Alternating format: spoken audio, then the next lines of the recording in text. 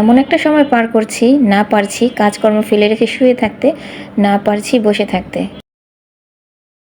Hello everyone, আসসালামু আলাইকুম। কেমন আছেন সবাই? আলহামদুলিল্লাহ আমরা সবাই ভালো আছি। আশা করছি আপনারাও সবাই অনেক অনেক ভালো আছেন। বিসমিল্লাহ বলে কিন্তু আজকের ব্লগটা শুরু করে দিয়েছি। আশা করছি প্রতিবারের মতো এই ব্লগটাও সবার ভালো লাগবে।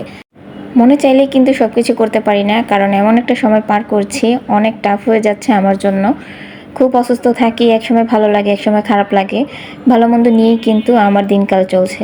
তারপরও আল্লাহর কাছে অনেক আলহামদুলিল্লাহ, আমি কিন্তু অনেক ভালো আছি।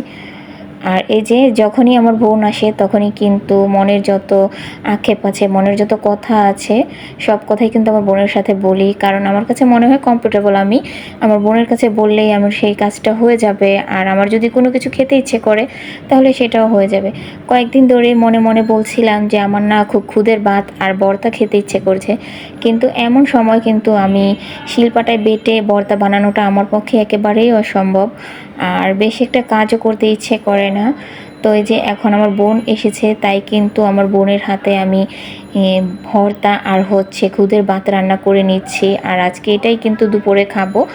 আর মূলত আমার বোনকে কিন্তু আমি এনেছি খবর দিয়ে, কারণ আমি ভাবছিলাম যে কয়েকদিন পরে যেহেতু আমার বেবি হয়ে যাবে, তখন কিন্তু অনেক মানুষই বাসায় আসবে।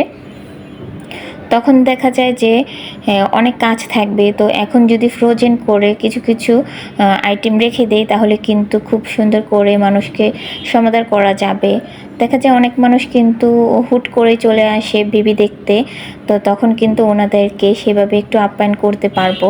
তাই কিন্তু আজকে আমার বোনকে আমি খবর দিয়ে এনেছি যে আমার বাসায় আসলে আমি ওর হাতে ফ্রোজেন কয়েকটা রেসিপি তৈরি করব। তো প্রথমে আসার পরেই কিন্তু বসে থাকেনি, কাজ শুরু করে দিয়েছে। আসা মাত্রই কিন্তু দেখা যায় আমার কিচেন রুমটাকে একটু পরিষ্কার করেছে, তারপরেই কিন্তু খুদের ভাত আর হচ্ছে ভর্তা আইটেম রেডি করেছে। তো এই যে এখানে কিন্তু আমি আবার আমার শাশুড়ির শরীর অসুস্থ, তার জন্য কিছু খুদের ভাত আর হচ্ছে একটু ভর্তা দিচ্ছি।